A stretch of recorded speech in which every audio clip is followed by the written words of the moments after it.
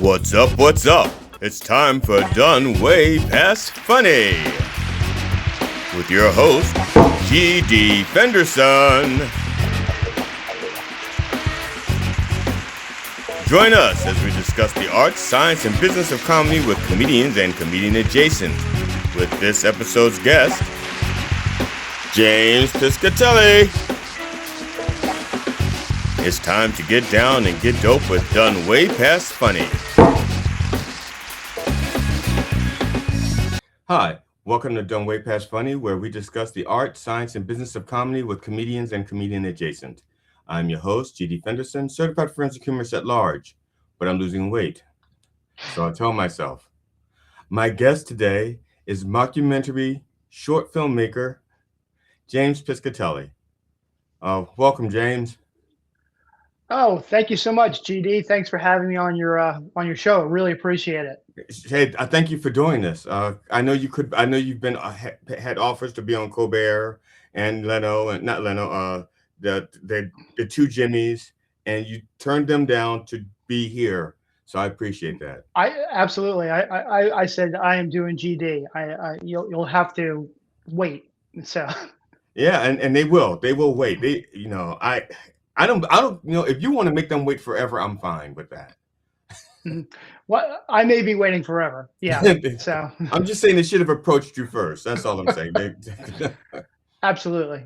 Yes.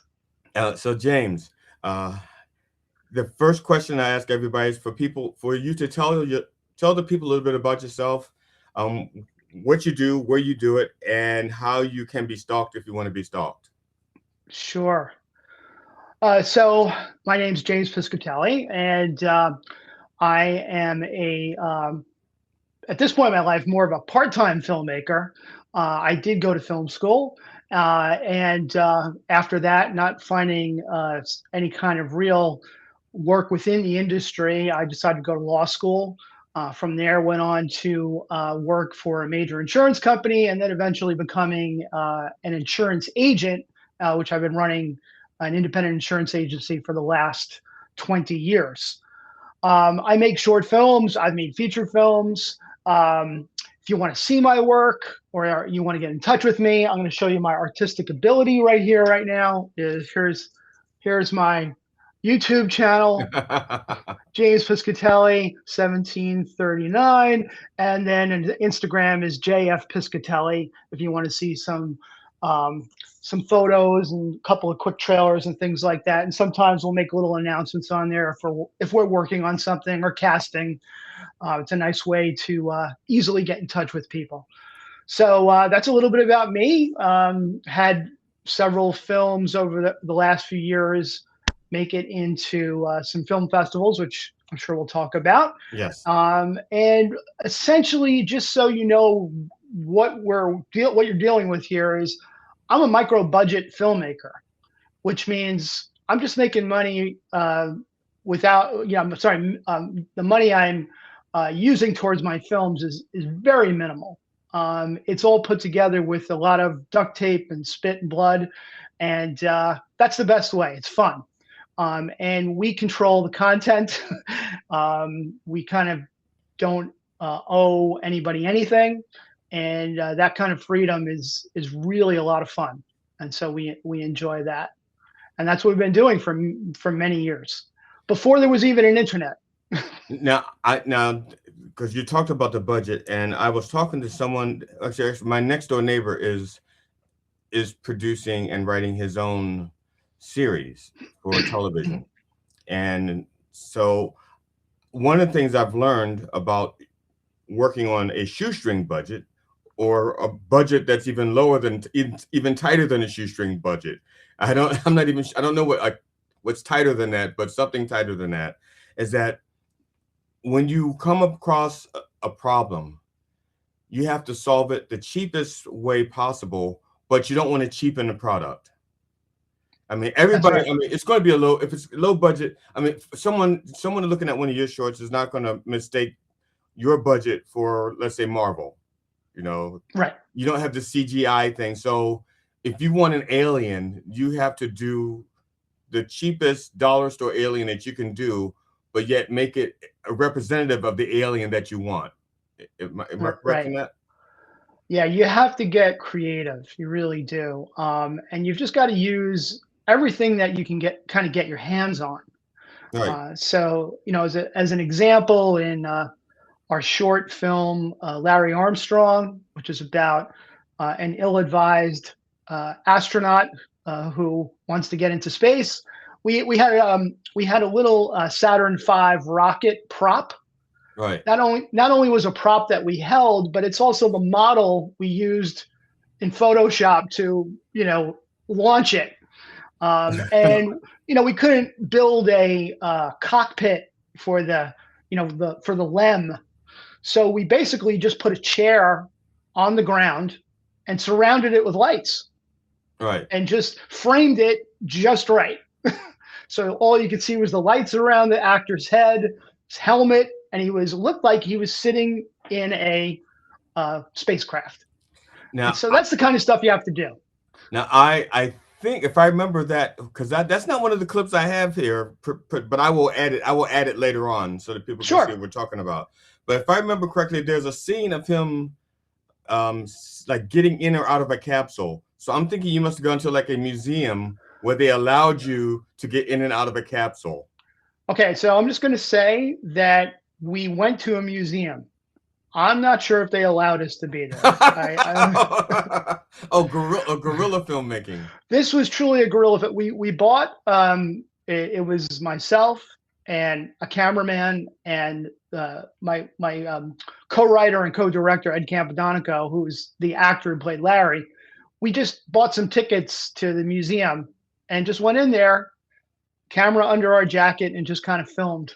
And people were giving us some odd looks, but they thought we were just tourists. Right. Yeah. And we took some pictures and some video, and that ended up as part of the opening of the film, the inspiration for our character going to the museum and seeing the Friendship 7. I think that's the capsule he's actually coming out of. That's the capsule. I believe that the Friendship is the one that was John Glenn's, if my history is correct.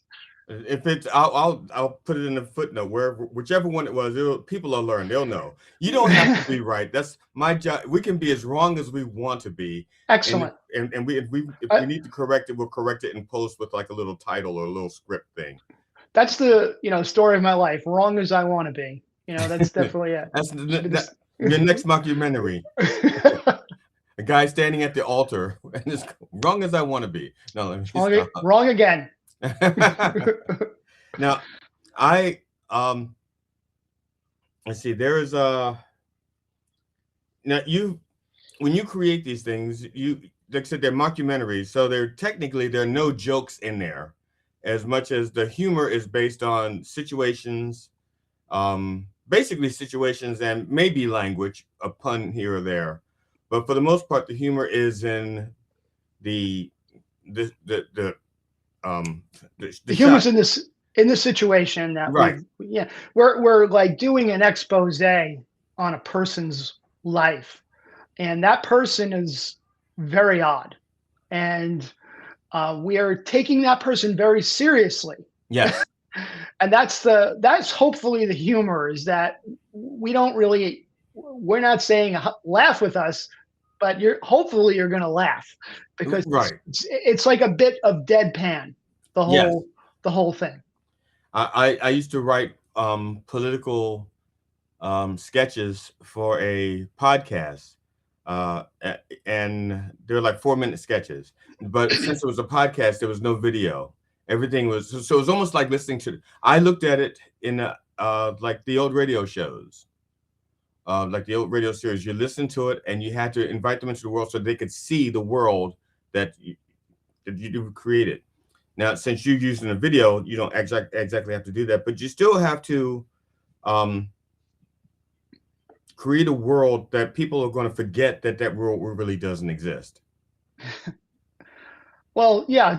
We want people to maybe be initially confused. Is this for real? Right. Is this, it's always nice to have that, but I think once you get within about 30 seconds of the film, where especially like Larry is talking about nobody really likes him, or nobody understands him, like his mother, his father, his Right. girlfriend. He just goes through a whole litany of folks that just don't understand him, and just kind of sets the stage for what you're about to jump into. A lot of people have said to me, Larry, forget about it. You just can't do it. I mean, a lot of people have said this, like my mother, my father, both sets of grandparents, neighbors, the garbage man, the letter carrier, my therapist, local law enforcement. Come to think of it, everyone I know has told me to forget about it. So yeah, for sure. Now, usually once you do these mockumentaries, because they're not very long in length. I think the longest one I've seen was like 6 minutes. I think I could be wrong. Yeah, they're short.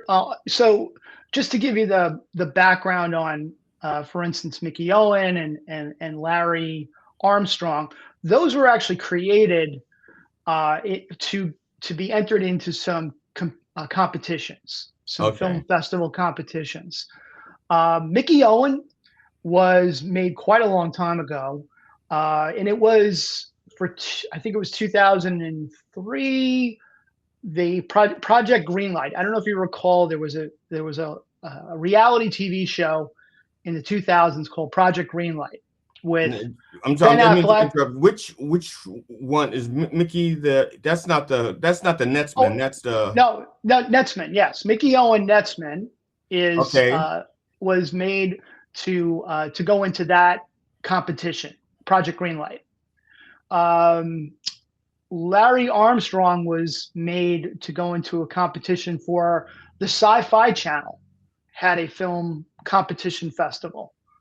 And the Jerry Tarpini one we just made because we loved the character. We just loved the movie. We just wanted to make the movie. We didn't care what happened with it. We just wanted to show it to friends. And the main actor, John Slevin, who plays Tarpini, happens to be my cousin, and he's not an actor, as I think you might be able to tell that. He was just kind of playing himself, and that's why we did it. We just let's roll the camera and see what happens here. And we built a story around him. He's not even Italian. That's the funny part. Okay, I'll say because he comes off. I will show a clip from that. That would be the fitness expert. America, a nation with a weight problem. While many laterally overpresent people turn to the latest diets and exercise craze in a desperate attempt to take off a few pounds, few, if any, will ever win this modern-day battle of the bulge. But that's not the case here in the Red Hook section of Brooklyn, where one man is fighting an unorthodox, albeit successful battle against obesity.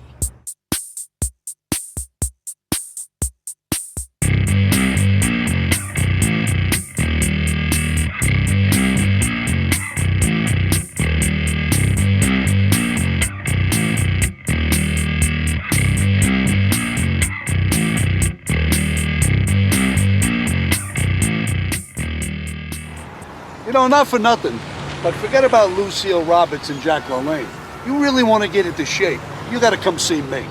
The biggest problem with people when it comes to weight loss is their lack of discipline.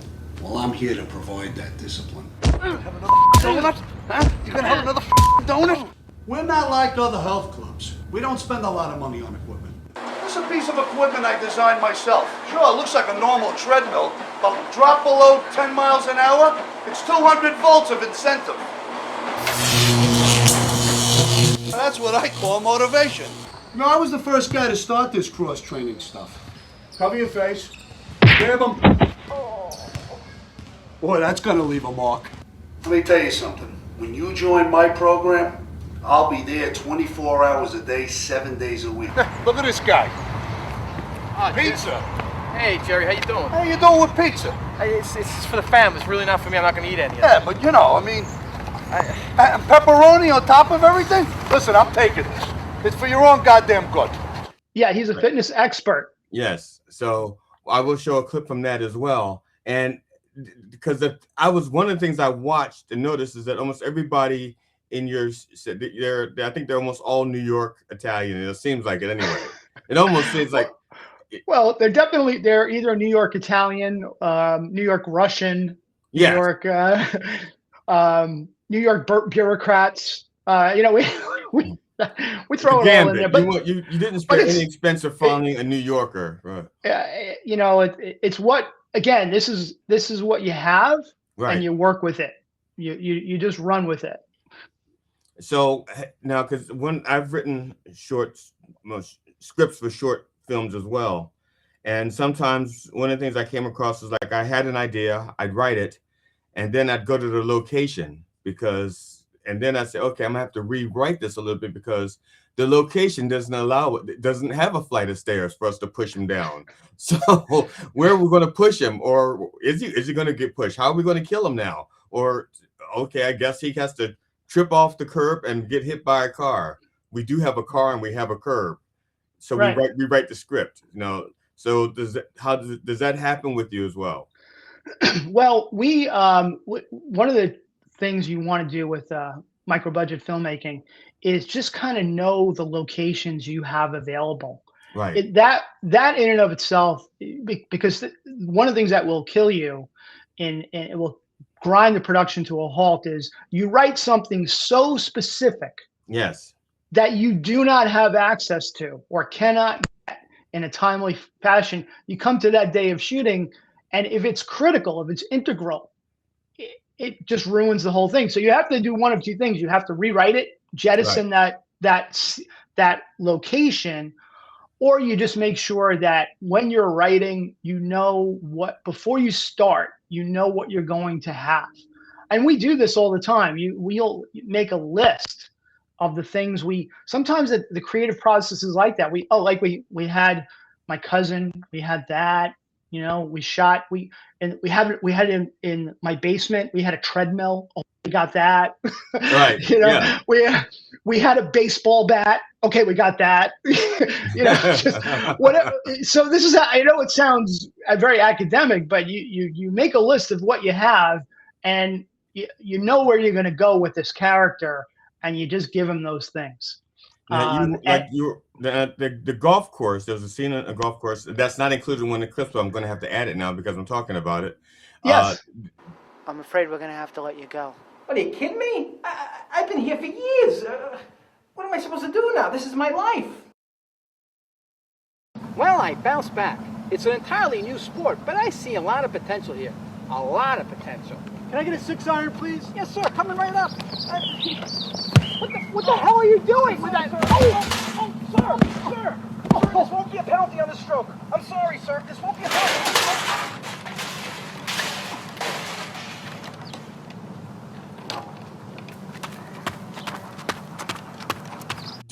Was that gorilla as well?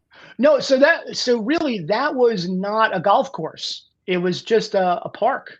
Oh, It was it was a park on grounds of Long Island. I'm trying to think of the exact location where that was. It was basically like somewhere in Cold Spring Harbor, and it was a public park.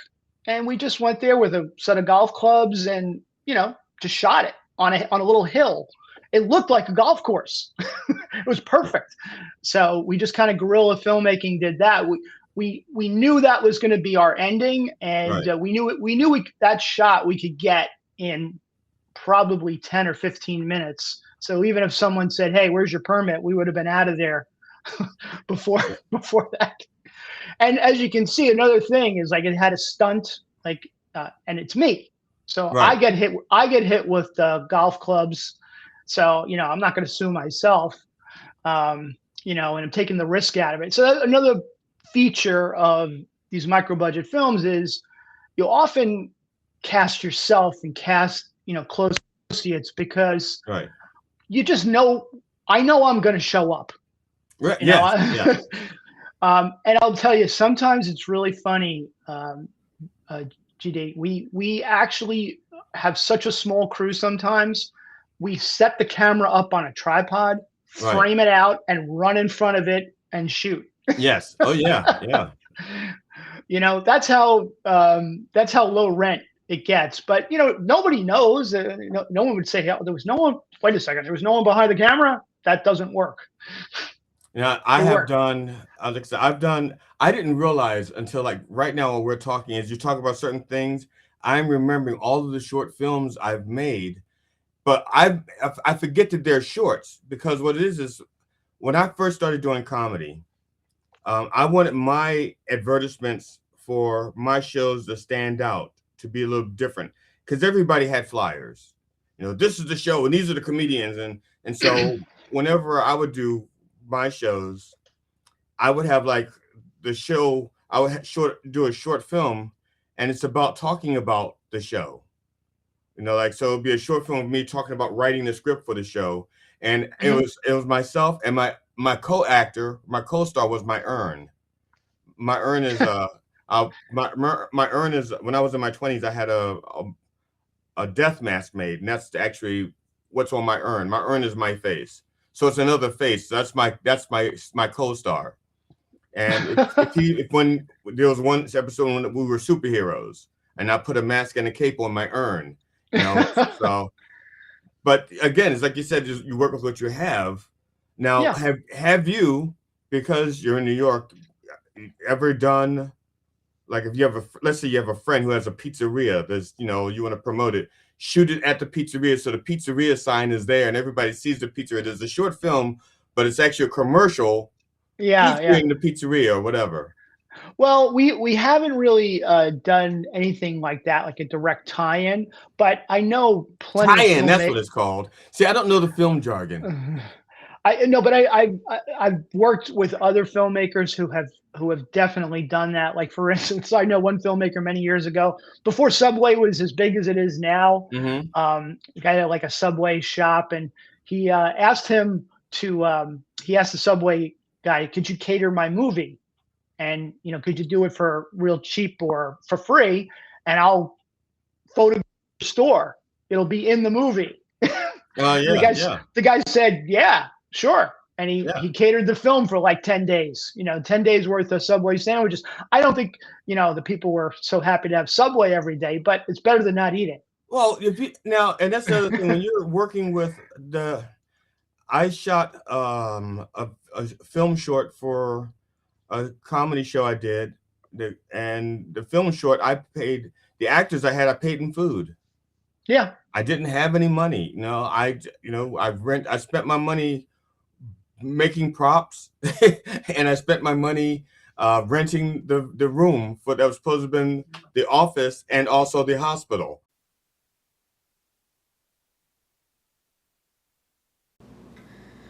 So there's going to be scene 3, take 3. It's depending on where the camera pointed. If the camera pointed to the left, it's the office. If the camera pointed to the right, you're in the hospital. Yep. Yeah. Absolutely. Yeah. That's common. And most of the films there's not been a film actually that we've made where we paid actors. It's not that I'm against paying actors, and I certainly would. I'm actually in a better financial position now than I was like say 30 years ago Yeah, to give people a little bit of a stipend.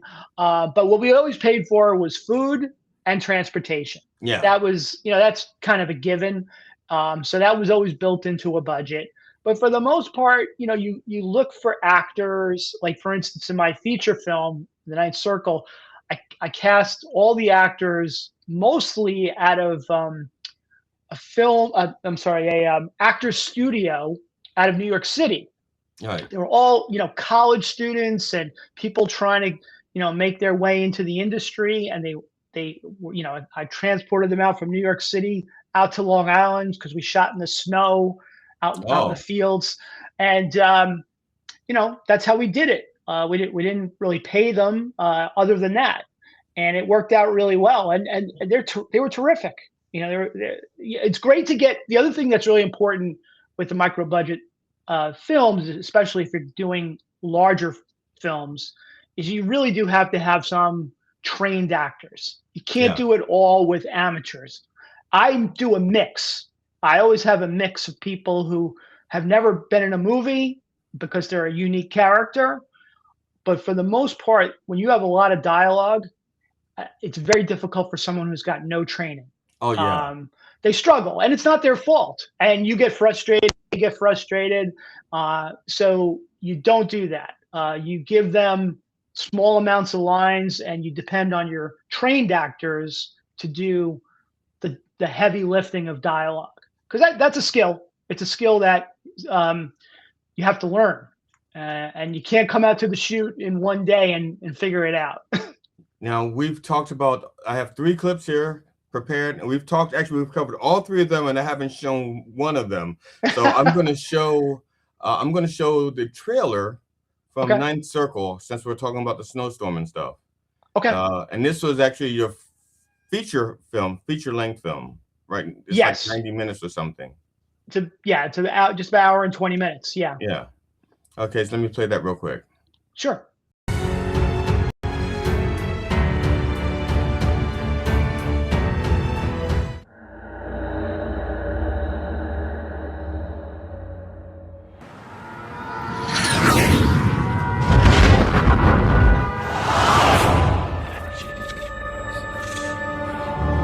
What happened? Where is everyone?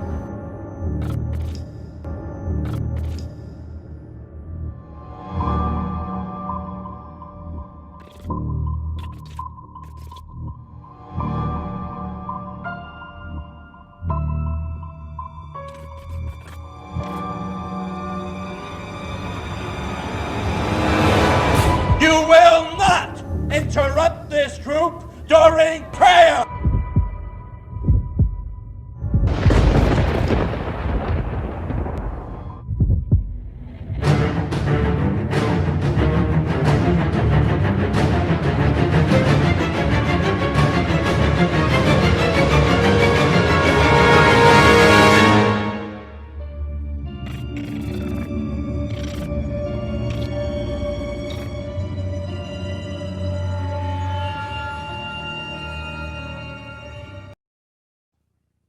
I'm gonna tell you, I forget that that's a small budget film.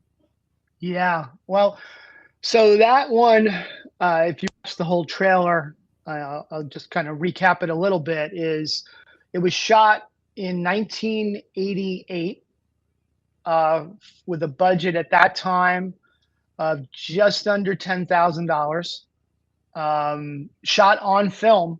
That's not video. Right.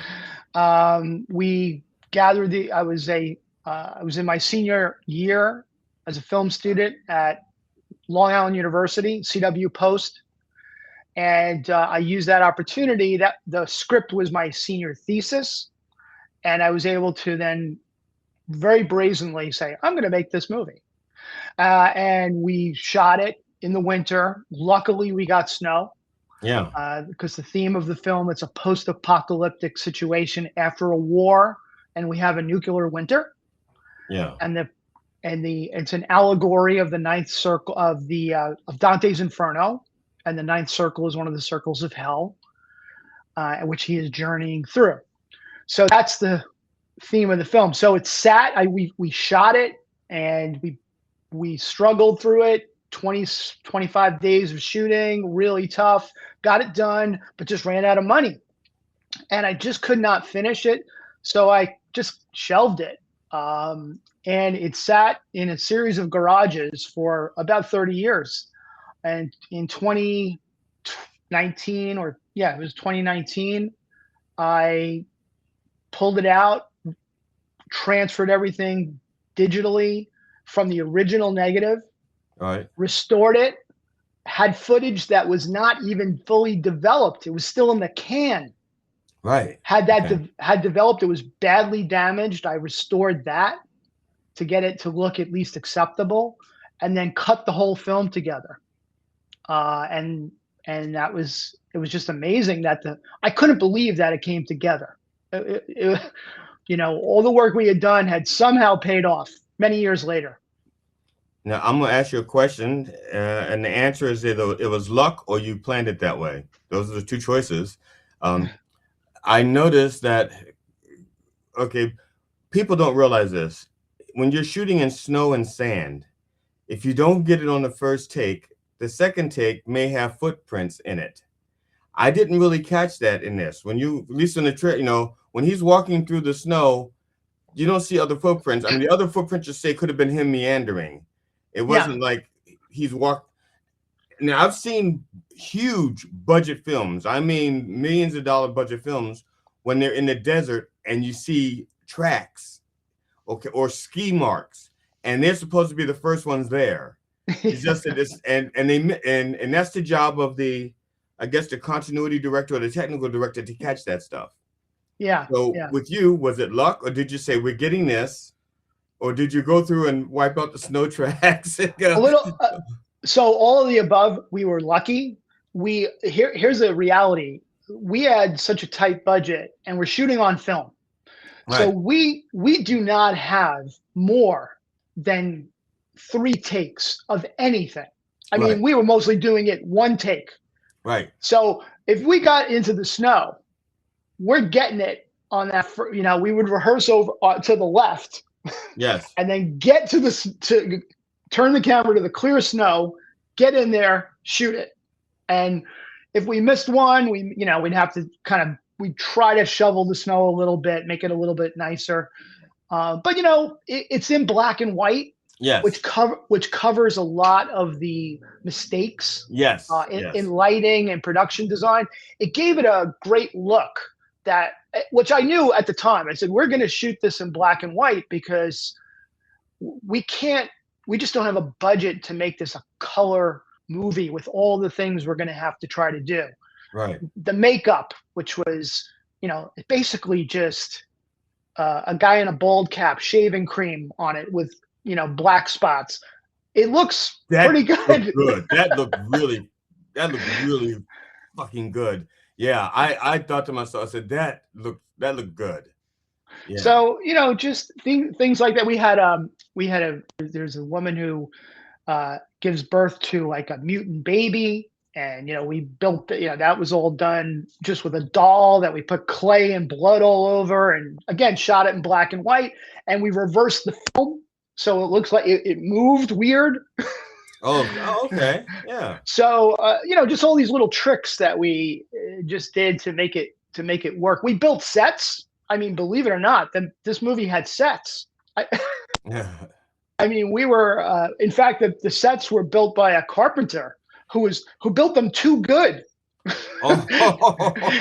They were so heavy to move. Like the walls were like 100 pounds, it's not like a set wall. Anyway, it was great. I mean, and the real wonderful part about this whole process is that all these years later, we did have enough footage there to really put it together to make a story.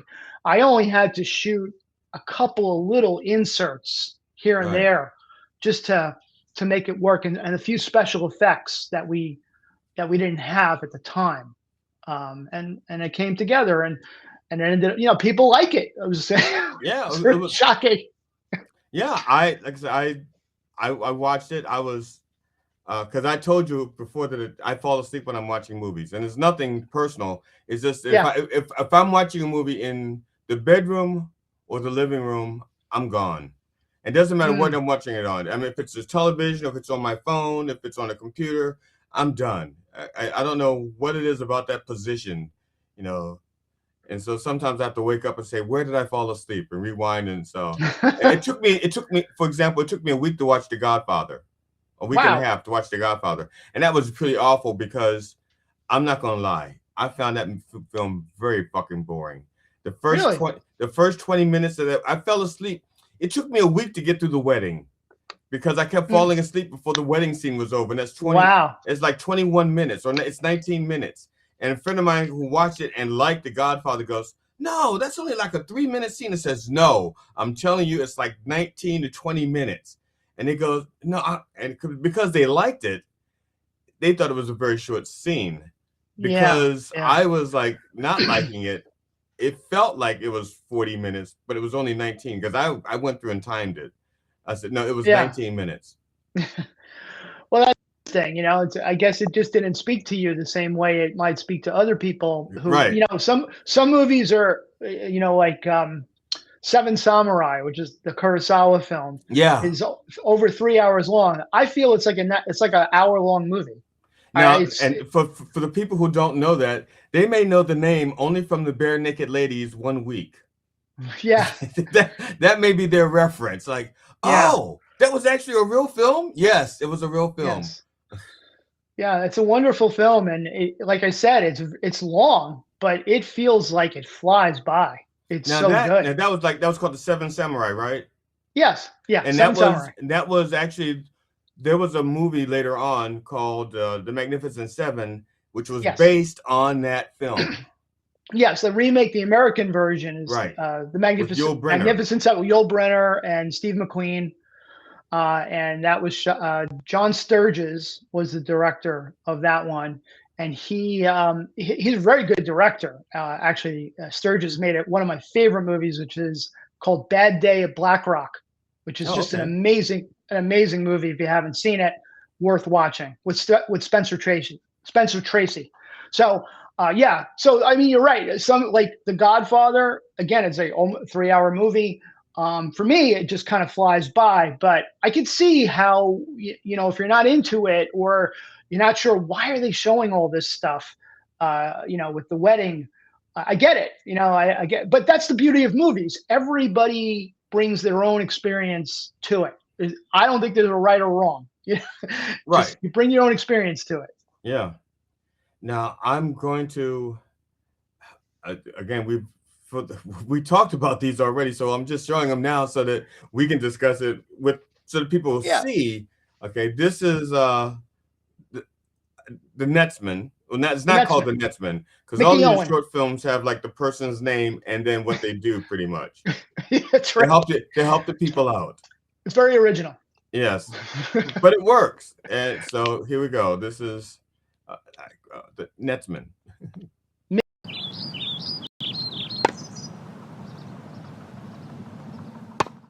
This is truly a great sport.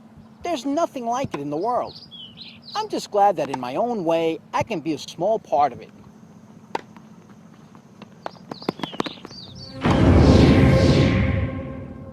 My job is to keep the game moving, keep the focus on the players. It's not an easy job. I just got to make it look easy.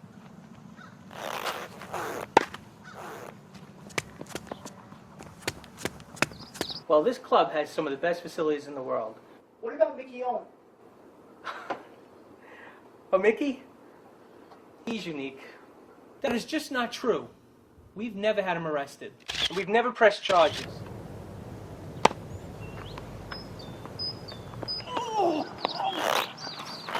Well, listen, no one said this was an easy job. It can get rough out there. I just hope one day all the cuts and bruises pay off. Netsman at the U.S. Open. That's my ultimate goal. Now, if you want to know how it turns out, you have to watch the rest of the film. You got to watch the whole thing. It just gets better. Yeah. So, and that's why I left it there. That's my version of a cliffhanger. Does it make it to the U.S. Open? You have to watch to find out. You have to watch. You have to watch. Yep. Now, that's where that actually came from. The idea for the film is my wife and I were watching the U.S. Open, and we're watching these young, the ball squad. That's what they're called. They're flying, and I said, these guys are going to hit into each other, and that just was it. From right there, I said, oh, there's a funny story. How do you get there? Yeah, how do you train? How do you train for this? Yeah. And so that one was, as I was saying earlier, that went into Project Greenlight. It ended up getting, it was an online voting campaign that you would vote for movies that you liked. And that got into the top 50 of the cycle. And then we were really hoping to get to that top 10, which would allow us to make another movie, but they cut us off right there. Oh, okay. Ben and Matt said no. Now, because I don't want to give too much away of it, because I really do want people to watch for the rest of it. Although we did give some of it away by accident, but still, I want people to watch the whole thing. But one of the things that tickled me was the glasses. They don't reach behind his ears. Now, was that one of those things where he's going to wear glasses? Says, these are the only glasses we have. It'll be funny. or or did you actually have glasses that fit and went, no, this will be funny? It actually is. They were the glasses we had, and they Okay. didn't fit. And we're like, well, they don't fit. And I said, yeah, but that looks great. Yeah, yeah. They were actually my father's glasses, his reading glasses. He was like, well, going around the house, where the hell are my reading glasses? Why did they disappear? But he comes over for dinner, my glasses are gone. And then he watched the movie, my father. He said, those are my glasses. That's kind of funny to find his glasses. Well, you put them back, so eventually he's like, so it's like a mystery. Where did they disappear? They took a beating during the filming because they were like twisted, but he got him. He got him back. He got him back. They were really tough glasses. I have to give whoever Long, whoever made them. My goodness, they were really well made. They didn't fall apart. It's not a sponsor. Just not a sponsor. No, I don't get anything for that. But you should. Thank you. Now, one of the other ones I have here. This is, I'm partial. This was my favorite one. Okay. Fitness Expert. Yes. I really like that one. And I'm not trying to take away anything from the other ones. No. But this one, I like. He went over the top. I think that if I were a fitness expert, those are some of the rules I'd want to break. I think I would, in my head, I would want to do those things. So he was a fitness expert. America, a nation with a weight problem. While many laterally overpresent people turn to the latest diets and exercise craze in a desperate attempt to take off a few pounds, few, if any, will ever win this modern-day battle of the bulge. But that's not the case here in the Red Hook section of Brooklyn, where one man is fighting an unorthodox, albeit successful battle against obesity.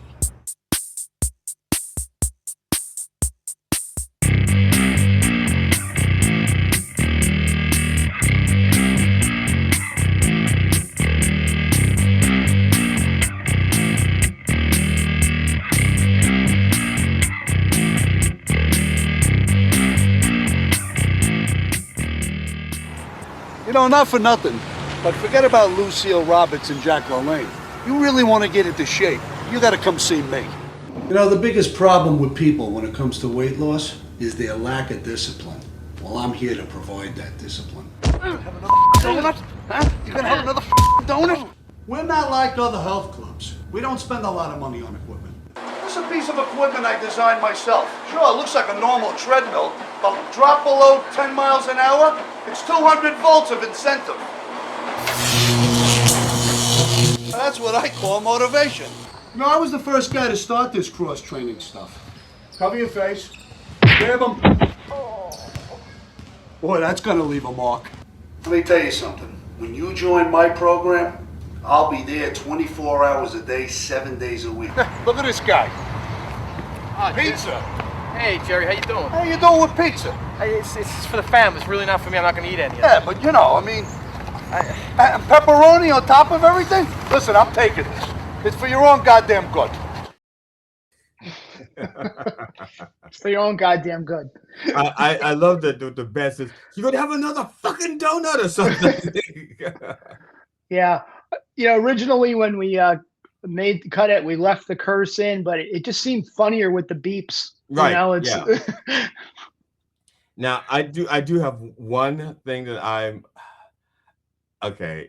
During the boxing thing, he goes, I pretty much invented cross training. Okay, yeah. There, you missed a perfect line there. He hits her and he says, that's going to leave a mark. When he hits her, the next line to me should have been right cross training. Yeah. Right cross training. That's going to leave a mark. That's going to leave a mark for sure. Yeah. Well, we needed John Set for, sometimes you need a little inspiration. So yeah, we do our best to improv, but it doesn't always happen. Well, like I said, that one's my favorite. That short is my favorite short. And again, one of the things I like about it is you try to make them, it's tongue in cheek. So it's almost like you don't let people know, other than the title. Okay, other than the title, people don't know what's happening. It's like a slow reveal, you know. Yeah. It's like that. Yeah. It starts off looking pretty serious, and then just like a little tweak. Now, do you have like an idea, like do you want the audience in on a joke within the first minute, or do you not care when they catch on? Eventually, you figure like eventually. No, I think with any film that is coming out from somebody who doesn't have a track record, right? Right. I think you want to engage the audience quickly. You don't want to, you don't want a 19-minute wedding scene for The Godfather. Francis Coppola can get away with that because he's got Al Pacino and all these great actors. He can Right. do that. But when you're just, a low budget filmmaker, you've got to engage that audience quickly. So yeah, we want to get to jokes. We want people to go, this is not a documentary. This is silly. Right. Right. They should know it within about 30 seconds, hopefully. Yeah, that's one that was like, is there like a little clock in your head that goes like, okay, I want them to know 30 seconds or a minute, because you're absolutely right. Now, as a comedian, like the younger comedians who are doing like 5 minutes, they can't take a lot of time to build up stuff. They have to come out of the gate firing right away. But if you're a storyteller and you've been around for a while, people know that, okay, he's funny. We're going to give him a chance. He hasn't told a joke for like 45 seconds. We'll give him that because we know he's funny. Yeah. I know it was, I think it was David Spade. I heard talk about that.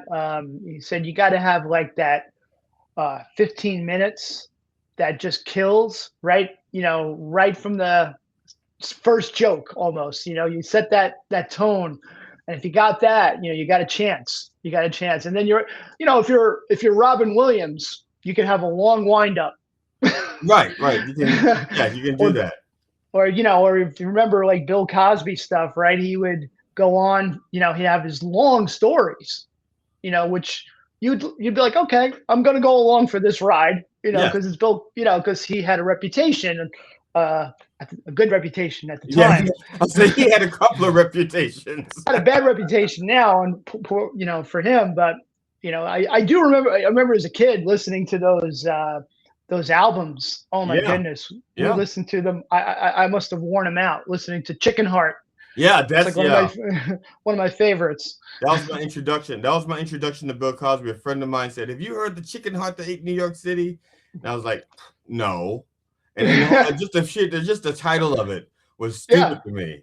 And I was like, no. And I listened to it, and I could see that, even though I still thought to myself, why would that scare him? That's so stupid. But the rest of it was, it was funny. Well, he was supposed to be like a 8-year-old kid, right? So it kind of made sense, Anyway, I agree. You just have to, when you don't have a track record, you don't have a major star. Especially a comedy, people are like judgy. Like, I need to laugh right now. Yeah. And you got to kind of step up to that. Like a horror film, I think you have more time. You can build up tension for a while before you have any blood and guts. But even there, you can't go too long. Right. And most horror films don't have, if you think about it, a lot of them don't have the name cast. Right. They're smaller budget. So even there, they know, like, I got to show some blood and guts soon. Yeah. And comedy now, a comedy and a horror, they're pretty much the same formula. You got the setup and then the punchline or the stab line, choke line or shoot line, the jump scare. It's the same formula. You're building up. And then ta-da, here's the joke, or ta-da, there's the body, Yep. Yeah. It's the same, pretty much the same formula. Well, I think all movies, have a formula. There's no question about it. There's the beginning, middle, and end, and it's how you work within that structure. If you can tweak it a little bit, make it more interesting. But the audience has an expectation, right? Every Yes. audience has that expectation. So just like when you go to a comedy show, right? They're not going there not to laugh. Right. So Yes.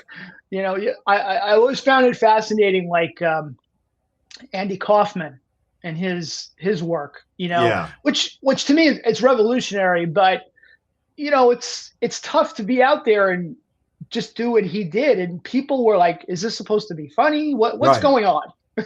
Yeah, he was pretty much an artist. Because it's hard to call him a comedian, so maybe a comedic performer. Yeah, But he knows what he's doing, so he knows that the audience is dying for some kind of release. yeah, I mean, for me, to this day, my favorite routine of his was his Elvis impersonation. oh yeah. Well, It was really unexpected because right. he's playing Latka essentially, Yes. and then he turns into Elvis Yes. very convincingly. Yes. Yeah, And then that's he a turns great back one. to Latka when he's done. Thank you very much. Hey, thank you very much.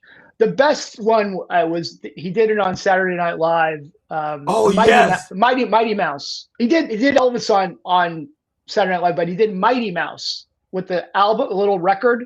Here I come to Yes. save the Yes. day. Yes. Yes. Brilliant. It really was brilliant.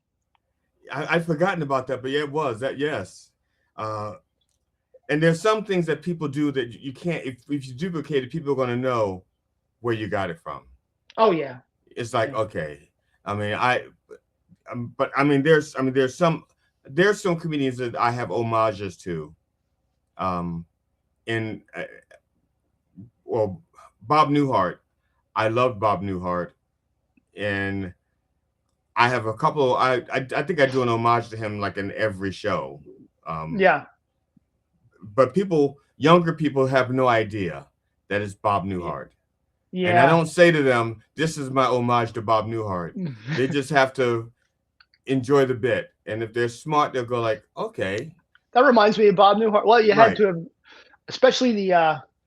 The Student Driver. Oh, the student. I like the one where he's supposed to be the guy reporting back about this new tobacco thing. Wait a second, you're supposed. So it's like 1780. It's like, Oh yeah. he's reporting. So wait a second. So you take this weed and you light it and then you inhale it. Really? Just the way his delivery was so funny. Now, since you're doing film, you don't have the instant payoff that comedians have or that theater has.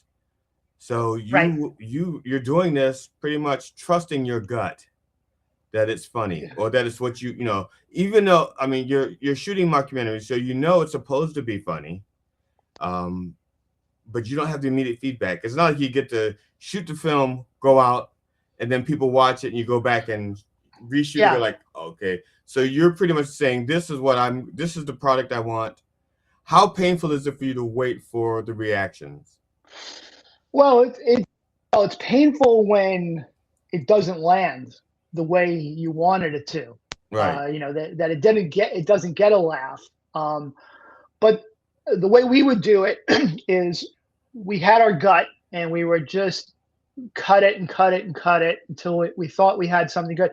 And then you show it to a few, closer friends before you really show it. Okay. And just kind of see if it's landing right. And most times, most of the jokes are okay. Right. But maybe they have to be, the timing is off a little. So, the answer is that it's a process, and sometimes you get it right, and sometimes we'll look at my friend Ed and I go, listen, we think it's funny. We're just going to leave it in. Right. We spent a lot of time shooting it, so we're just going to leave it in. Screw the audience. Now for the most, I noticed a couple of different ratio perspectives in some of the shooting. I think is that Yeah. Are you shooting everything on the same? Like, are you using like the same camera, or is it? Because I was No, just it's curious different. about. Different Go ahead. cameras. A lot of the stuff we shot in it's like 4x3. It's not wide. Right. The 16 millimeter is essentially like a 4x3. Slightly longer than, slightly wider than a box. Right. That's just a normal frame. What lots of filmmakers would do with, say, 16 millimeter, if they were going to go theatrical, they would blow it up, and it would be like framed more like a 35 millimeter Right. film. But what ends up happening is you end up cutting off the top and bottom of the frame. Right. So it's not always an ideal outcome. And what's interesting is now a lot of films today, especially like when you have these big auteur artists, they're going back to that format. They like it. I believe Christopher Nolan, and they start shooting in different aspect ratios, which are more the old Hollywood traditional ones. Kind of interesting. But yeah, that's why they're a little bit different from picture to picture. Also, we were shooting with some very prosumer equipment from time to time. It wasn't the most professional camera, so we just had to make do with what we had. And I tell everybody, just don't worry about that. It's what's important is to make the movie. Right. Don't get bogged down in equipment, because you'll never make the movie. Right. Yes. You just go with what you have. If you have a phone, the phones are amazing today. Yes. The technology is incredible. You could do so much with it. So if that's all you have, that's your camera. Go for it. Most people, I think, are going to watch the film if they like the content. They're not going to worry so much about, the lighting wasn't exactly right.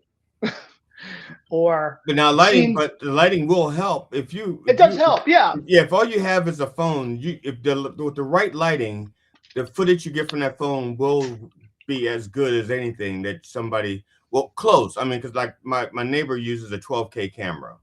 Mm-hmm. Okay. That's going to be way superior to just about any phone you have. But my camera's a 4K camera. I think my phone is a 4K camera on my phone. And most of what you're broadcasting in, most of what you're showing is 4K. Or if it's on a computer, it's going to be even smaller. And if you're thinking you want a big screen, and in some of our films we wanted it on a big screen. We made sure we shot at a higher, a 4K or at the time, the best when we shot a lot of these films was 1080p. That was the best there was. Yeah. So we did shoot at that, and it comes out pretty nice. But now it's great. I mean, with 4K, I think that's all you kind of need. 6K, I don't think you can see the difference so much between 6 and 4. What makes 6K great is you can punch in on it, and you can change the frame. Yes. And that's a great advantage. But on the flip side, from a technical aspect, is these files are gigantic. Yes. And when you're editing, that can be the death of you. Yes. It is. So it's sometimes better to be at the smaller, the 4K make that your standard and go with that. Because you just save yourself so much aggravation in the editing side of things, because you want to finish it. Yes. You don't want your creation to die because your computer ran out of space and you got to go out and buy another 2 terabyte drive or something like that. Again, the key is, I think, is you want to get your film in front of people. That's ultimately the goal. You want people to see it, and they're not going to see it if you can't finish it, or you don't even start it. Yeah. Some people have great ideas, right? And they just don't start. I have 16 terabytes on my computer, because like you said, it's so I think I've recorded probably 90% of all my performances, and have them. And the ones I didn't record, it wasn't because they were so bad. It was because I forgot to hit record. The camera was set up. The camera was there, and I forgot to hit record. Or once I actually remembered to hit record, but I forgot to remove the old footage, and so I didn't have the space. Yeah. I ran out of space, and it took me 2 shows to try to figure out what happened, because I thought I deleted the files, but what I did was I copied them. So the original stayed on my 128 gigabyte card, and I'm like losing, and I'm shooting in 4K, so I'm losing all this chunk memory, and I'm like, I don't understand. It took me 2 shows to figure it out. Oh, Yeah, that's a bummer. That's a bummer. And one of them was my first standing ovation, which I would have. Well, it wasn't my first standing ovation. It was the first standing ovation I got in the beginning of a show. Well, so and now it never happened. Since, Yeah, it never happened. Yeah, I got an ovation in like the first 2 minutes of I got a standing ovation, and another one at the end. But I ran out of space. Yeah, I ran out of space. Damn it. Oh well. All right, do it again. Yeah, I'll do it. Take 2. Yeah, would you mind? I'm coming back next month. I just need you. All I need for you to do is to file in, stand up, and applaud. Stand up and applaud, and that's it. I'll edit it in. Thank you. Thank you. Absolutely. Oh man, I was so. Yeah. Now, let me see. Like I said, we went through 3 of the clips. I didn't. Yeah. I did not do the astronaut one. And to be honest, the only reason why I didn't do the astronaut one was I mislabeled it when I saved it. Okay. And I couldn't find I couldn't find what it was. Well, you can always cut it in, Yeah, that's what I'm going to do. I'm going to cut them in. I'm going to cut it in. But let's see. I'm just checking my questions here. Now, as far as the actors go, I think most of and we talked about it earlier how the heavy lifting needs to be done by more experienced actors. Now, so do you have friends that just are begging for you to get into a thing, and you're like, all right, okay, friends that want to be in the yeah, they want to be in, but you're like, okay, yeah, but your face is gonna break my camera. No, no. Luckily, most of the people, other than myself, I'm a big ham, and a few other my co-writer, co-director Ed Campodonico, big ham. We don't mind getting in front of the camera and making fun of ourselves. But most people don't want to do. They know we're making silly movies, and maybe they're a little afraid of that. But I do have some folks, like the actor who played Thornton, the documentarian, and he was also in Charles Rose. He was in the Fitness Expert, right? And he was also in Larry Armstrong as as Jim Krantz, the NASA expert. Right. Now he's not an actor, but he's really good. He knows his lines, and he's so reliable. And when we did you can show the clip if you like for Larry Armstrong. I wrote his script, and he's so good. He took it, and he's talking about what it would be like to go to Mars. Right. And he got all the actual facts of Mars and put them in. Yeah. So that was his contribution. So that's priceless, So when you have somebody who's committed to the project in a way that you never expected, they get the script, they improve it, they actually make it better, and then they deliver it. That's just a dream. Now, at the risk of being an idiot, I think his thing was he wanted to go to Venus because everybody wants to go to Mars. Yes, I'm sorry. Excuse me. I don't even know where I'm going. Venus, yes, Venus. Yeah. Oh, by the way, I should have gotten that right, because the Venus, that's the inside joke of Abbott and Costello. Abbott and Costello had the movie where they go to Venus. Right. They were trying to go to Mars, but they ended up going to Venus with the women. Yes, of course. Yeah. So. We're going to Venus. The surface temperature on the planet Venus is over 750 degrees Fahrenheit. The atmosphere is toxic, and it rains sulfuric acid on a regular basis. Anyway, that was thanks for correcting me. I forgot it was it was one of those planets. It's funny, and here's the reason why I remembered it was Venus, because of the pressure, the pressure, and Yes. the raining sulfuric acid. Sulfuric acid. He's likely to hurt himself and others. That was Yeah. that So was and the that's how I joke. remembered, and that's how I remembered it was Venus, because the first planet you told me, well, anybody can go to Mars, but Right, right. when you said the facts, I remembered the facts. I'm like, that's not Mars, that's Venus.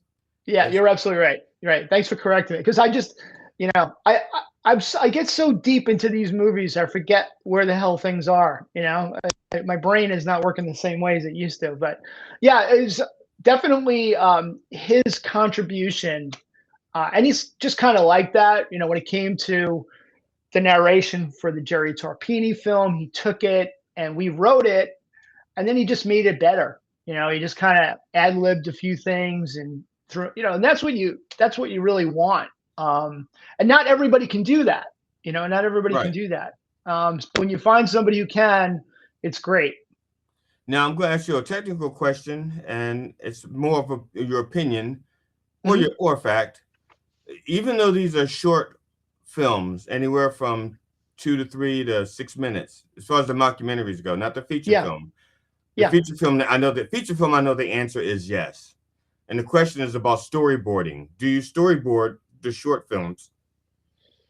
Uh, yes. I mean, basically, write the script and sketch out what we want it to look like, Right, just in the margins, because it's a mockumentary. right, We don't want it too overly planned. right. So this way we can get the mistakes, like even the framing. If you notice, like Mickey Owen, he's off to the left. I think we didn't have him fully Yes, centered. yes, So one of the little things like that, and then we would mirror that with the other interview where he would be on the right. So that was a plan, like having that visual back and forth to make it a little bit more visually interesting than just a talking head. right. So yeah, there's definitely some planning that goes into that. Some of it is experiment. We like with Mickey Owen with the tennis balls hitting him. We just had to figure out how to best get that to look like he was Yeah, getting hit by a machine. yes, because this is a mistake that some people make. They want a projectile there, but it has an arc as opposed Yeah. to a straight line. And it Yep. needs to, like a tennis ball, if he's being hit like that and it's coming from a machine, it's got to be a straight line. It can't be an arc. But some people just like throw it in, and as long as Yep. it hits them, they're fine. It's like, no, because that's not what the thing would do. Yeah. So we had one of the other my friend Chuck, who's one of the actors. He was off screen, and he's a really good athlete, and he just nailed them. Now, did he make those sounds with his mouth also, or He probably did. I added a lot of sound effects later, but I'm sure he did. Yeah, now, so when you storyboard, do you storyboard with pen and paper, the old-fashioned way, or do you have like a program that you use? I really just use pen and paper. Okay. I would love. I've looked at a lot of the online stuff that's Yeah, available, yeah, which is I think it's amazing. I almost feel like I would get lost in that process. yes, yeah, So instead of that, I'm trying to back away from that. Maybe just use that. Like I'll, ask the computer to come up with some big wide image so I can like have an idea. right, Like, let me find something that has that image. But in terms of the individual shot, the way I usually do it is in my script, my shooting script, on the opposite page, I draw out the shots. Some of them are detailed. I can be, when I have time, I can be pretty good. Or sometimes it's just a stick figure. Here's where right, he's going to be in the frame, because that's all I need to express to the photographer if it's not me. A right. lot of times I'm behind camera, so Yes, I know what I want to do and how I want to frame it. So again, that's another blessing of having no budget. that if you have 100, if you know, and it would be wonderful to have this problem. If you had 100 people working towards your scene, you have to communicate with each and every one of them what you want them to do. Right. That's a lot of work. Yeah. And you better be good at that.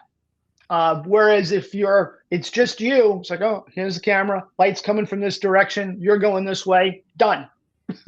Yeah. You know, it's fast. I almost feel sorry.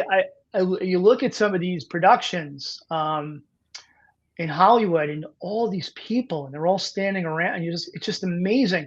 Yes. But if you think about it, you ever watch any of the behind the scenes of Stanley Kubrick in his films? He has a very small crew, very small. I'm talking like 6 people, and he's making these amazing films, right? Yeah. And that was his secret. He's like, he could shoot for a year because he only had to pay for, he owned all his equipment. Right. And they built the sets, and then he had 6 people, 7 people doing everything, and they would shoot for 18 months. And yeah, as long as they're getting paid, you do that. Now it's kind of hard to do that when everybody's a volunteer. No, true. No, I'm just Yeah, I think there's just benefits to being small. Oh that yeah. You're nimble. You can change things on the fly too. It's like, hey, wait a second, this room looks better than this room. Yeah. let's just go over here. Something as simple as that. That might take a committee on a big film where there's lots of money, and there's deadlines, and you spent $100,000 to rent a house. Oh, and, well, it's like with the Marvel movies, with some of the Marvel movies, and also with the Lord of the Ring movies, it was with the Hobbit movies. They were shooting 2 films at the same time. Yeah. Yeah, that one and the sequel at the. Yeah. Well, that was always a very smart Hollywood thing. That started pretty much, the movie that started that was The Three Musketeers from the 1970s. The one with Michael York. Yes. And York. Oliver Reed. Was Richard Benjamin in that as well? Yes. Okay. Yeah. Not Richard Chamberlain. Richard Chamberlain, yes. Richard Benjamin is a comedic actor. So they shot both films, Three Musketeers and Four Musketeers, at the same time. Okay, I did not realize that. They didn't tell the actors that though, and they shot a lot, and they're like, wow, we're shooting a lot for a movie, but okay, getting paid. Cut it into 2 movies, and the actors were like, wait a second, you owe me for that second movie now. They all I know the Screen Actors Guild got involved with that one, but then they did that. The same producers came along, and they did that for Superman, the movie, the one with Christopher Reeve. They shot 1 and 2 at the same time. Okay. But the second one, kind of like, they had to stop at some point because it was taking so long. And Richard Donner was the original director, and he directed a lot of part 2, but they fired him before he could finish it. Part 2. Okay. And they brought in Richard Lester, who did the Three and the Four Musketeers. He knew how to get it done. He knew how to get it done quickly and funny. And he did Hard Day's Night. He's a really, really good director. But anyway, that's there's a great way, economical way to make a movie. Just shoot and cut 2 movies out of it. Now, when you went to film school, how should I put this? You went to film school, but you also went to law school? So I went to film school. That's my undergraduate. Right. And once I got out of film school, to go into Hollywood was, from where I was at that time, there wasn't this access to the kind of equipment that you have now, that you could just kind of make your own films. So you had to make a hard choice. Do you want to go, be a production assistant in New York City, maybe work your way up, all kinds of crazy hours, don't get paid much, go to California, do the same thing. I knew some people who did that. Didn't seem Yeah. like a lot of fun, and you weren't really creating anything. You were just You're basically working for someone. you're an intern basically. Which is fine, nothing wrong with it. It's just I was like, I'd rather try to make my own movies my own way. So let me just get a career that I can earn a living with. So I went to law school in San Diego with the California Western in San Diego, graduated, and passed the bar in California, passed the bar in New York, practiced for a little while, and then went into the insurance world, and then into my own business. So through that, your intention from the very beginning was to make films. I mean, my thing is, when did you decide to be a filmmaker? I guess is what that was my long way around, is when you decided to be a filmmaker.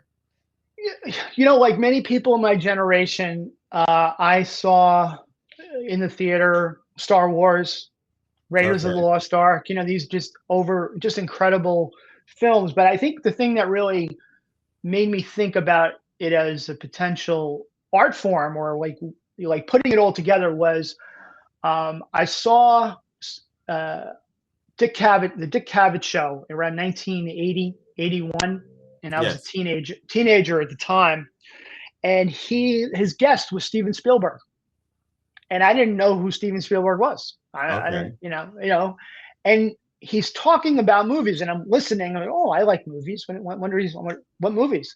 And he's he starts talking about Jaws. I'm like, I saw Jaws, and then he's like, and I did Close Encounters of the Third Kind. I saw Close Encounters of the Third. I didn't know who the same made all these movies. Raiders of the Lost Ark. He made that movie, and then I started putting together, oh, that reminds me of this, and that shot was in this movie, and then it all started to become this is more than just by accident. There's a plan, there's a structure, and that's what opened the door for me. And it's like, I'd really like to learn how to do this. So I got a Super 8 camera, started playing around with that, and then met some friends who had similar interests, and we made little short films in the garage when we were teenagers. What was the first short film you made? Do you remember it? So the first short film I made was with a cousin of mine, where he helped. We animated laundry going into a machine. Pixelation? Like socks. Yeah, we animated it one frame at a time. All the clothes. Pixelation. Yeah. One stop motion animation. Stop motion, yeah. And we did that, and I'll never forget. We got the film developed, brought it home, put it on the projector. The whole family's gathered around, and everyone went, "Ooh, ah!" Then you're hooked at that point, right? That you talk about that. You're waiting for that reaction.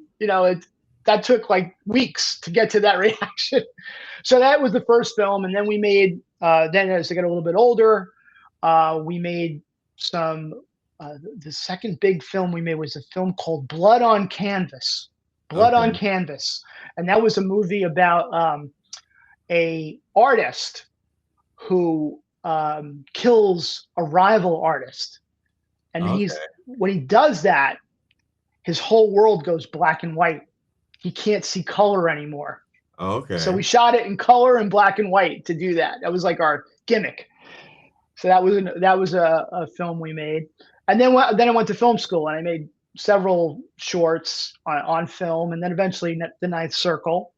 And after that, made film. I actually made a mockumentary for my law school while I was there. So with it, I kept doing shit even when I was studying. They had this thing at my law school called Law Review, which was like a show. It was like a show. And I said, can I do a movie for you guys? I'll do a sketch if you want, but I think I could do a movie pretty quickly. And they said, okay, yeah, how much money you need? I said, I don't know, like $100. I could probably do it. And I did it. I did a mockumentary, and they showed it, and it was great. So did that. And then after law school, myself and my friend Ed continued to make these films occasionally to try to get into festivals. Like I said, Project Greenlight or Sci-Fi Channel or whatever we could get into, just to keep honestly, just for us, it's just we just love it. It's just fun.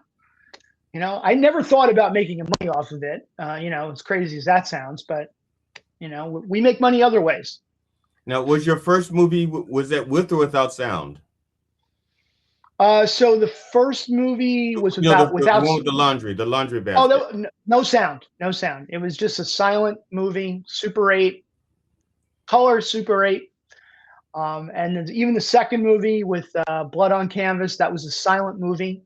We did everything through just visuals. There was no dialogue. And no subtext either then? No, just the only thing we had was there was some newspapers we had dummied up, with headlines on it that gave some plot information. Got it. Everything else, we made our own, it was supposed to be an artist. We made our own paintings, that looked like, we tried to make them look like a Picasso. We didn't know what the hell we were doing, but let's just do this. Put the nose here. Came out fine. It's fine. I was thinking because when you said your first one was with the stop motion, my first film that I made was stop motion. Now mine was a Monopoly game. I had the pieces playing and racing themselves, and then the money would crawl across the board to get into place, and then there was like a collision and an explosion, which worked out real well, except for the fact that it damaged my board. I didn't realize it was going. Some things came out by accident. The way I did the explosion was the car hit the ship, and it was this was just a regular Super 8 camera, but it wasn't with a reel. It was like you pushed the button, and every time you pushed the button, even if you just clicked it like that, it was 3 frames. Yeah, you couldn't do 1 frame at a time. Yeah, I eventually, I know exactly what you mean, because we had the same problem when I made the first film, but eventually I found a tool that's like a little plunger that you hook into the frame, and it does it 1 frame at a time. I didn't have that. Yeah, well, it took a while. About the 80s. I was in the 70s. Mine was a little bit before me. Yeah, mine was in 76. Now I think the device was available because when I think about it, there was a little hole in there that you could have, I guess. Yes, it's a 1 frame. It's like a plunger, and it moves the frame down one slot. And if you remember on Super 8, it's 18 frames per second. Right. So you had to for each second, it's 18 moves. Right. So it was definitely a challenge, but that's great. That's exactly that's the way most people get into. Unfortunately, you don't have that today, but I know there's a lot of apps that create that same look, that stop motion look. If you're patient, you can lock down your camera like your iPhone. There was a Lego app. I'm pretty sure I just saw somebody do something and it came out Lego. It's great. It's great. It actually has a shadow on it, so you can see where you're moving it, where it came from, so you can line it up. Oh, wow. Oh, it's so good. So, I mean, the technology is amazing. Now, what I did was, because I didn't even have a tripod. Oh my goodness, that's hard. So what I did was, I cheated where, since I had a Monopoly board, the corners of the board were the corners of the frame. Yeah. So as long as I had that, it was close enough. It was close enough. And it was only, the film, I think, was only 5 minutes. You can only have the canister of film was maybe 5 minutes, I think, if that. It wasn't very much. And I think and the board, and I didn't have an ending. So I had when I did the explosion again, and it was an accident that it came out as well as it did. I had the car and the ship collide, and then I had a soda cap. This is when the soda tops were metal. Mm-hmm. I had a metal soda top, and I put alcohol and some paper in it, and I lit it. Mm-hmm. And of course, by the time I got back to the camera, it was a huge ball of fire. Yeah, okay? Of course. And so with the camera, what the audience sees is the collision and a huge ball of fire. And they thought, wow, what a great effect. It was I didn't have a choice. I was but when and set the house on fire.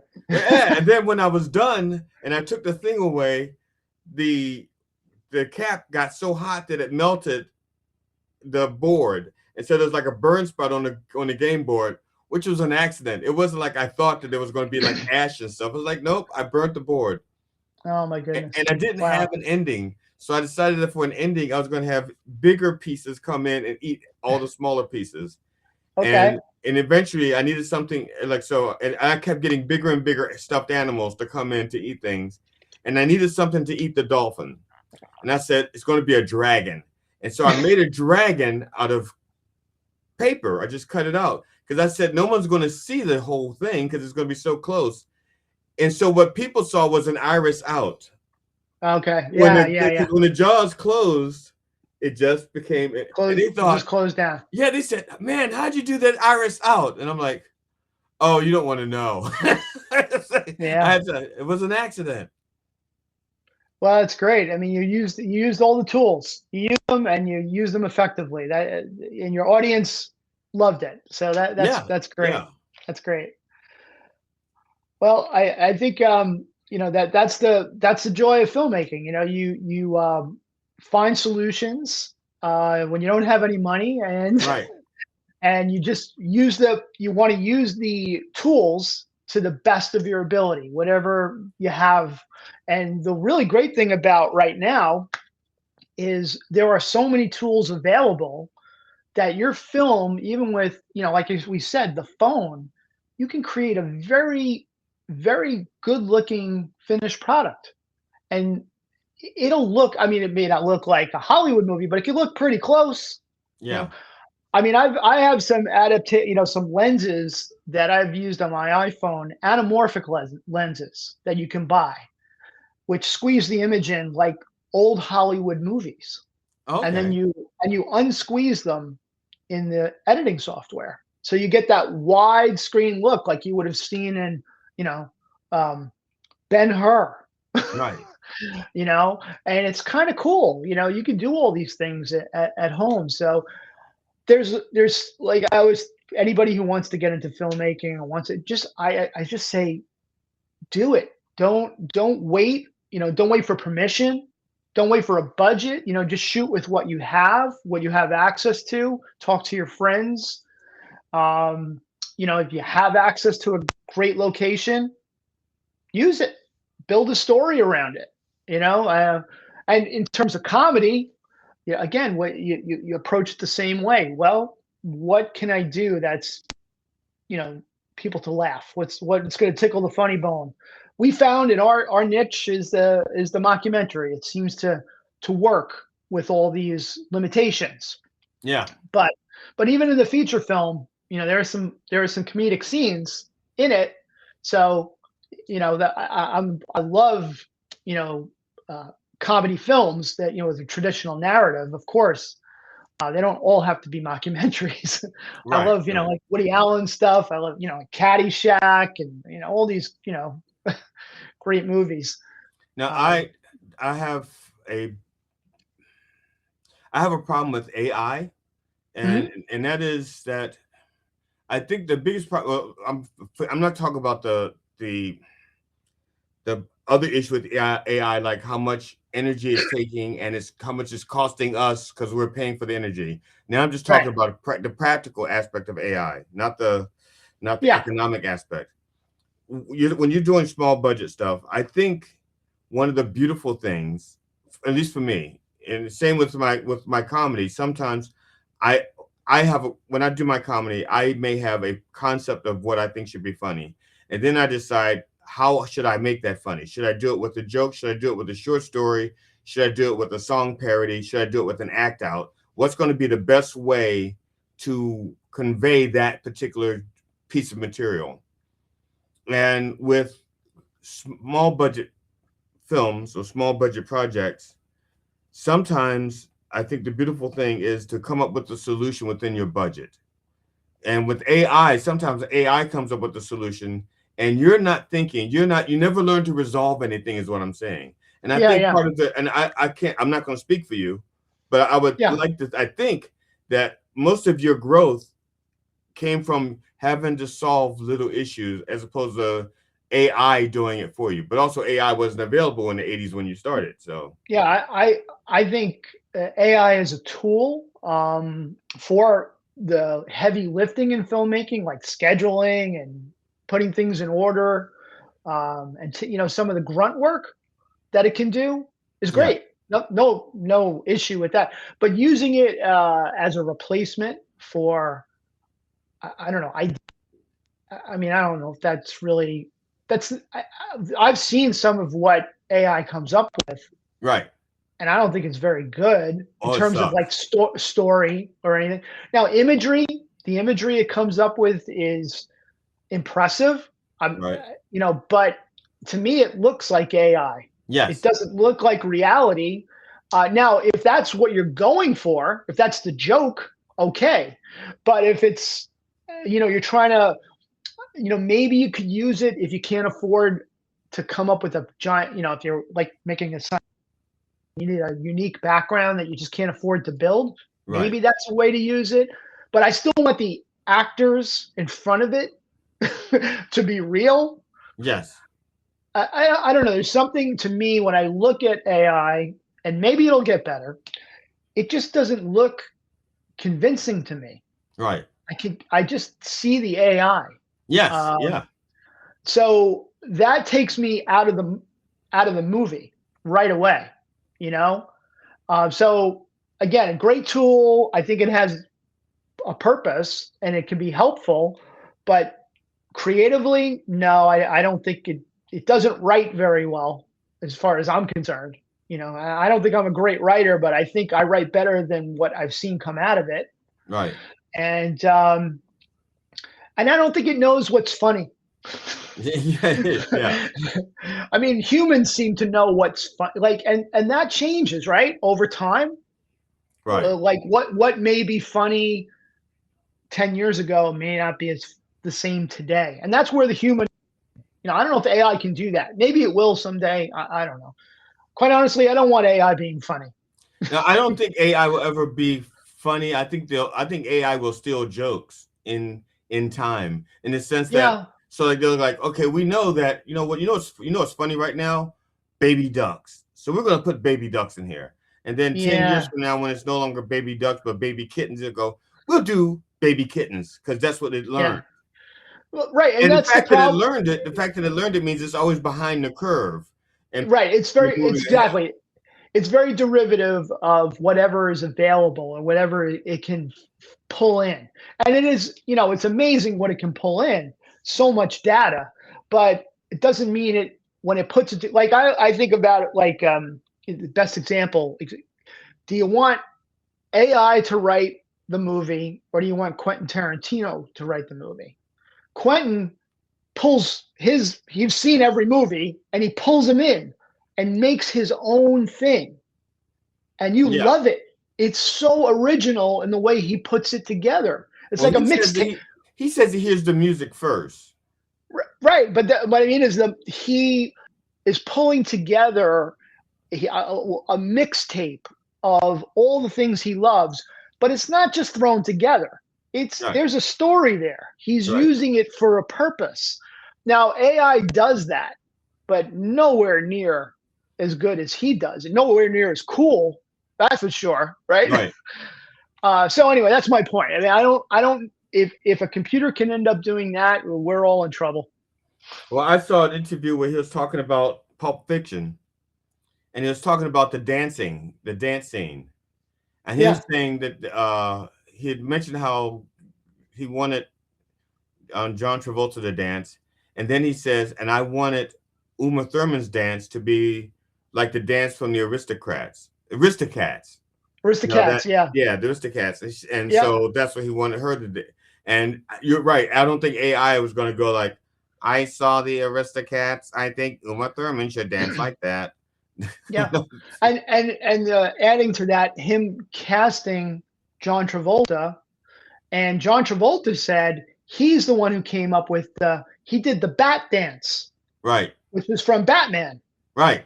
and he Yes. said that he said I did the novelty bat dance. Now that wouldn't have happened by AI. That happened Right. because he hired the right guy who got the of the scene Yes. and put it in. And Yes. as a director, he was smart enough to say, "That's in." Yeah. I'm not gonna say no to that. Right. Right. So that's the beauty. And I think that's that's the magic of movies. Sometimes, like, if any filmmaker came in, if a different director comes in, it's a different movie. Right. It's just not better or worse, just different, right? Right. Now I'm very curious to see what Cliff Booth is going to be like. That's the sequel to Once Upon a Time in Hollywood. Oh, And okay. Tarantino wrote the script. Right. Brad Pitt is playing the same part, Okay. Cliff Booth, but it's directed by David Fincher. Okay, that's interesting. It's going to be it's very interesting. So it's not Tarantino directing it. So it's going to be a different movie. It's not going to be his, it'll be his dialogue, I'm sure, but not his movie.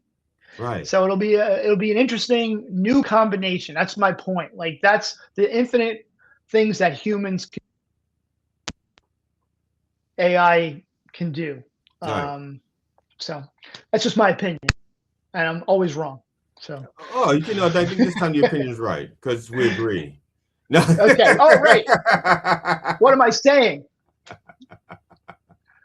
Well, look, I don't know if there's anything else you want to cover. I think we've covered a lot of grounds. We talked way too much about me, which is going to just have about you. I want people to know you. I want people to know James and his process, and I want to drive people toward your your YouTube channel so they can check out your shorts. I think everybody should see your shorts, and your feature length. I think they should see your shorts and your feature length. Well, I appreciate that, and I would love, I love people to see them, comment on them. I'm good with positive or negative. My favorite review of my film is the guy said, "First there's snow, then there's no snow, then there's snow again. Weird flick." And I was like, I loved it because he watched the movie. Yeah. Yeah. It was an honest critique of the continuity. Yeah, I said to someone who bashed one of my comedy things, and I said, well, first of all, thank you for watching. Thank you for watching. I said, and as far as your opinion goes, it's your opinion. That's great, but thank you for watching, and maybe other people will watch it and get a different opinion. Well, GD, I appreciate you having me on, and I hope your listeners or watchers will venture over to the channel and take a look at it.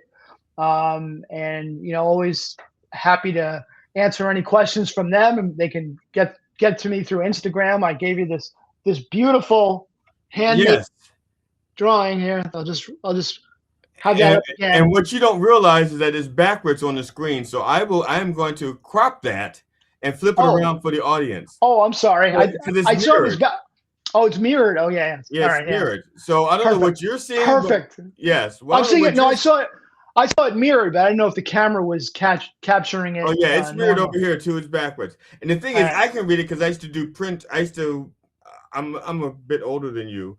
I used to set type with the actual printers things where you had the M quad, the N quad, and you set type upside downwards and reverse. So I know how to read like that. Well, cool. Thank goodness, because no one else is going to be able to read that. It's like, we can't reach him because he's backwards. That's right. They're going to get anyway. You. So, but again, thank you so much. I appreciate it. Now, of course, once this is all done, I'll let you know. But I should have said that after I stopped recording. I should have. It should end with us saying, Well, don't stop recording because in terms of another reason to come by is we are working on another feature, on another mockumentary. There's a little teaser of it on my YouTube channel called. Its title is Open Concept. Yes, I saw that.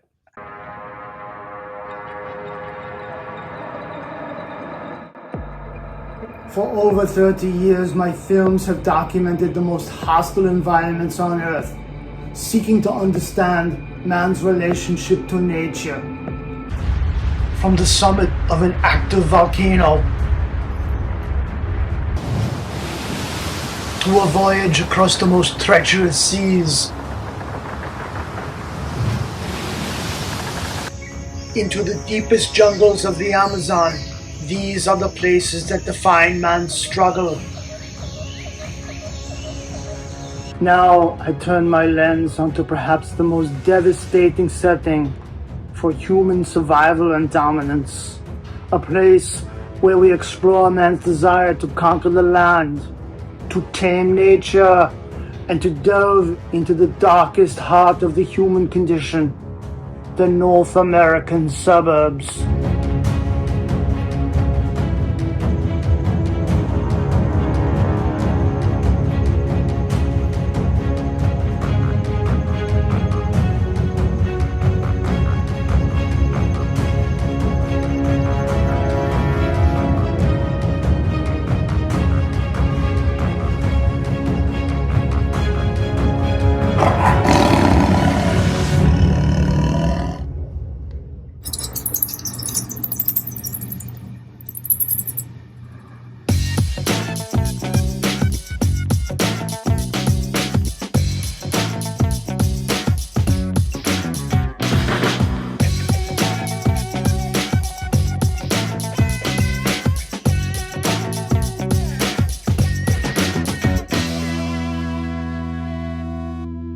And that's going to be our next venture. We hope to start shooting in June, May into June. That's the plan.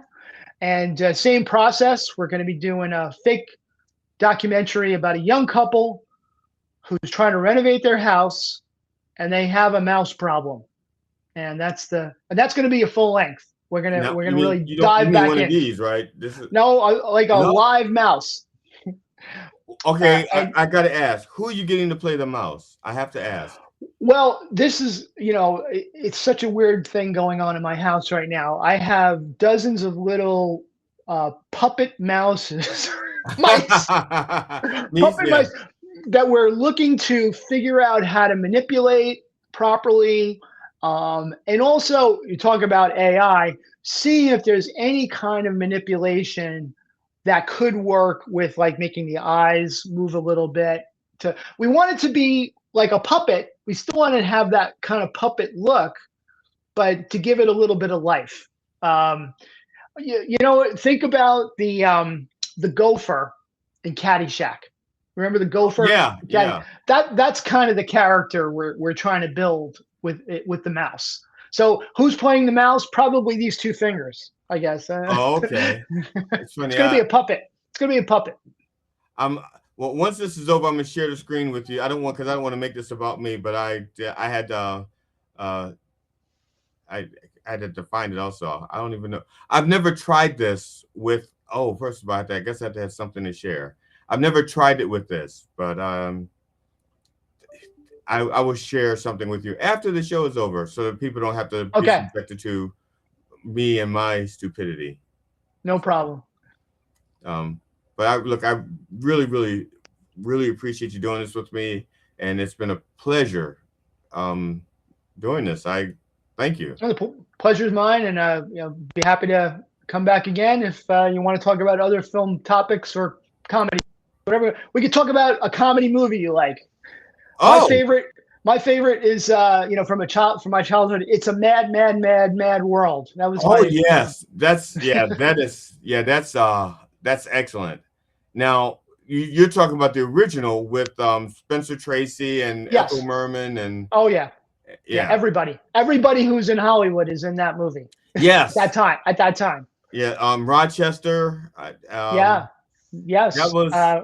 They did a remake with Whoopi Goldberg and a bunch of other people, but it's not the same. No. You got it's this. There's so many great actors in there. What's his?